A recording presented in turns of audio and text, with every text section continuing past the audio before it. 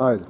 Браќа македонци, ве молам за излизането на мојата втора книга, посветена на живота на македонците во Бугарија и на мојата сопатничка Марија, која се завене пред 2,5 години, која толкова многу истрпе да обикалям јас по сите градови и села на Пиринска Македонија, зашто бугарите ми одзеда опасуваше јас 15 месеци крена понеделник, чак у сабота и неделя се вратил дома, пак крена, това са 15 месеца, одех до право граница на Олмо и Линден.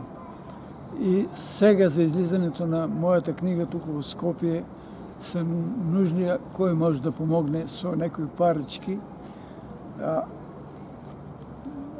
Аз верувам дека македонското дело е општо велико дело и тие наши македонци кои ратуват за слободата и обединување на Македонија ќе помогнат. Моја брат од Скопје, Тихомир Стојановски, ќе даде негов номер да може там кој иска да помогне за издавање на книгите да тури некој денар, а со тоа ќе помогнем и на Барбаровски за преводо и за издавањето на книгата. Благодарим за се. Тоа е Македонија.